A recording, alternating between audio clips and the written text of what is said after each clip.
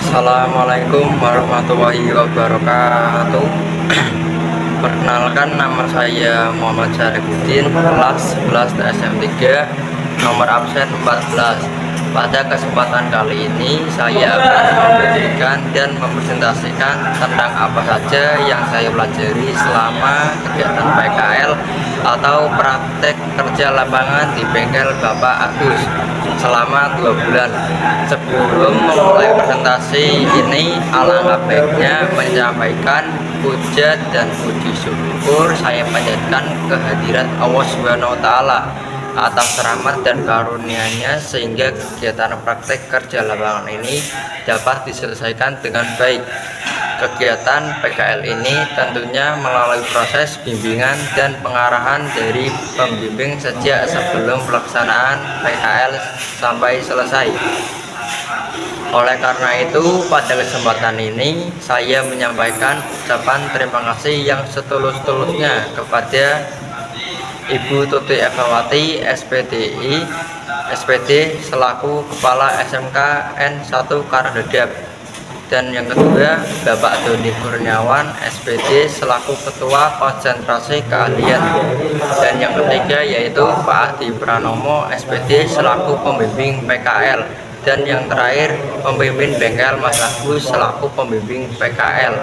Yang selanjutnya saya akan menyampaikan presentasi tentang aki sepeda motor, penerapan kompetensi teknis penggantian aki sepeda motor. A. Penggantian aki sepeda motor. Kendalanya yaitu motor tidak bisa di starter dan sistem penerangan mati. Aki motor berfungsi untuk menyimpan dan menyalurkan listrik ke berbagai komponen motor. Aki merupakan komponen vital yang penting untuk performa motor. Tanda-tanda keausan aki ditandai dengan tidak bisa di starter dan beberapa komponen lampu tidak berfungsi secara optimal. Maka perlunya dilakukan pengecekan terhadap aki sepeda motor dan bahkan bila perlu dilakukan pergantian. Yang pertama, manfaat penggantian aki yaitu menjaga kelistrikan motor tetap stabil. Aki baru memastikan aliran listrik stabil untuk semua komponen seperti lampu, klakson, dan sistem starter. Dan yang kedua, memastikan starter elektrik berfungsi dengan baik. Aki yang prima membuat tombol starter bekerja lancar. Jika aki lemah, motor bisa sulit dihidupkan atau malah mati total. Dan yang ketiga, mendukung sistem injeksi FI. Untuk motor injeksi, aki sangat vital karena mengontrol ECU yang atau artinya Electronic Control Unit. Aki yang sehat menjaga mesin tetap responsif dan irit bahan bakar. Yang keempat, memaksimalkan kinerja lampu. Aki baru memastikan lampu utama, sen, dan lampu rem menyala terang, penting untuk keselamatan berkendara. Dan yang kelima, mencegah keausan komponen elektrik. Aki bisa membuat kelistrikan tidak stabil, berpotensi merusak komponen elektronik seperti ECU atau sensor motor.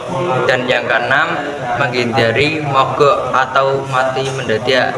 Aki soa bisa membuat motor mogok tiba-tiba, terutama untuk motor matic atau injeksi. Dan yang keenam, performa klakson optimal.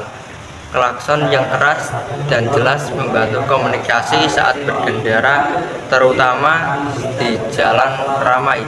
Tujuan penggantian aki yaitu pada sepeda motor sangat penting untuk menjaga sistem kelistrikan tetap optimal.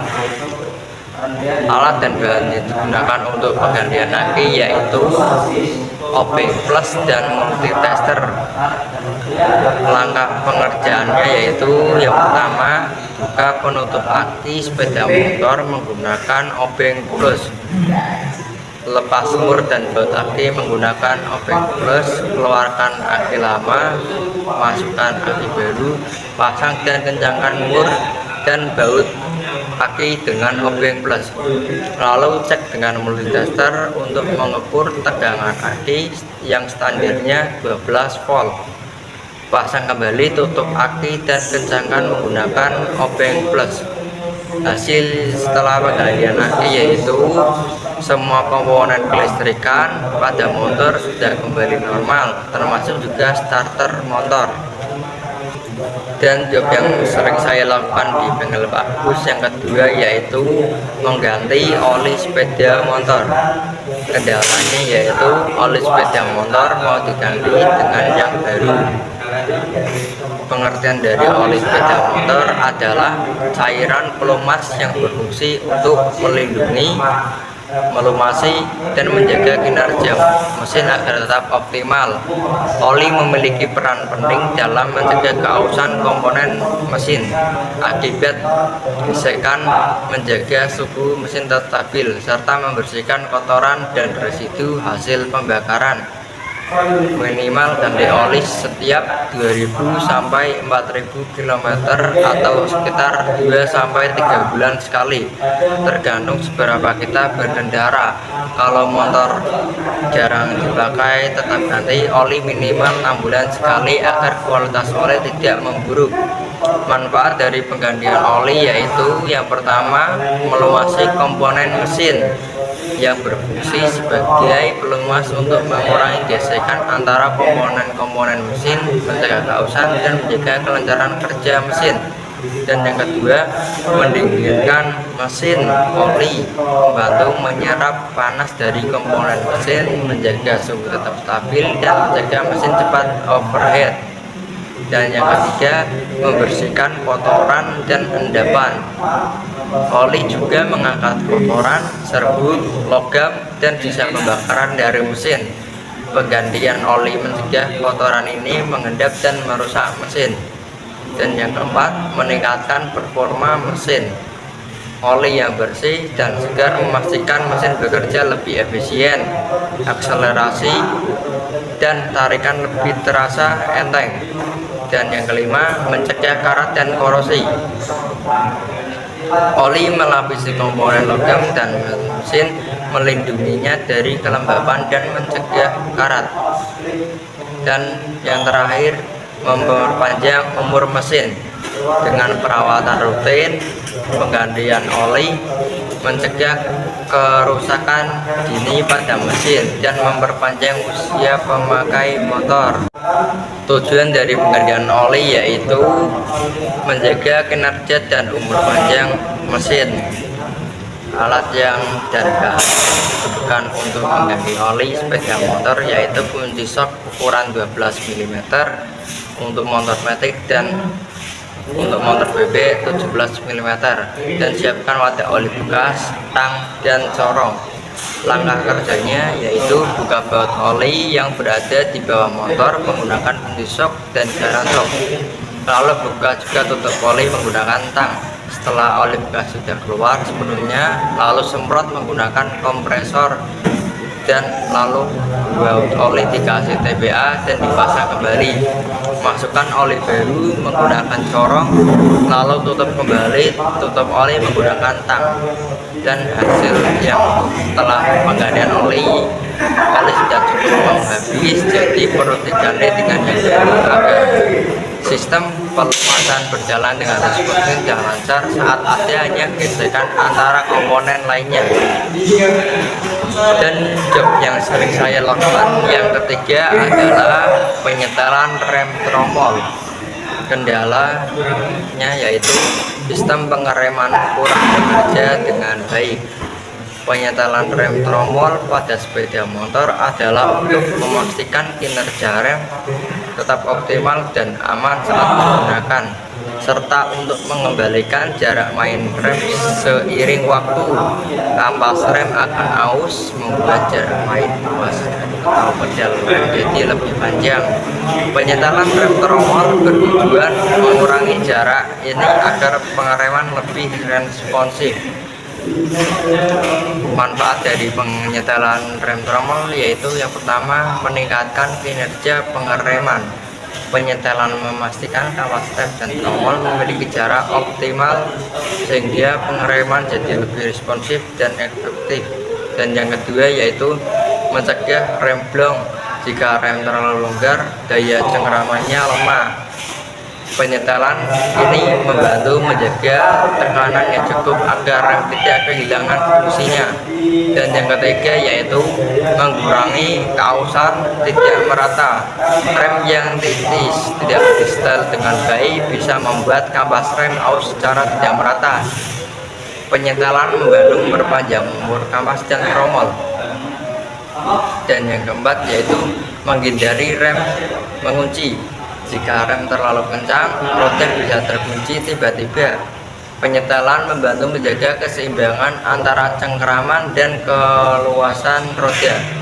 Dan yang kelima, efisiensi bahan bakar. Rem yang terlalu seret bisa membebani mesin, membuat kendaraan lebih boros. Penyetelan dengan rem tidak menahan roda secara berlebih. Dan yang ketujuh, kenyamanan saat berkendara. Rem yang presisi memberikan sensasi berkendara yang lebih nyaman dan aman, terutama saat menghadapi kondisi jalan yang bervariasi.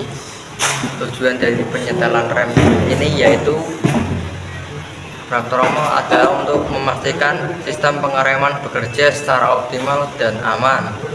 Alat dan bahan yang digunakan untuk penyetelan rem tromol ini yaitu adalah kunci pas ukuran 14 dan kunci T ukuran 14. Langkah kerja untuk penyetelan rem tromol yaitu pastikan motor dalam keadaan aman atau standar tengah. Dan yang kedua, temukan mur penyetel rem tromol yang terletak di sebelah kanan. Yang ketiga, jika setelan rem terlalu kencang perlu dikendurkan, dan jika kekencangan perlu dikendurkan hingga setelan rem tromol pas dengan menggunakan kunci pas ukuran 14. Periksa jarak main bebas rem. Tes dengan cara memutar roda lalu direm. Cek dan uji coba apakah rem sudah aman atau belum. Hasil dari penyetelan rem tromol yaitu rem sudah pakem seperti normal, namun jika ingin lebih aman, ganti part kampas rem agar rem nyaman ketika digunakan saat berkendara.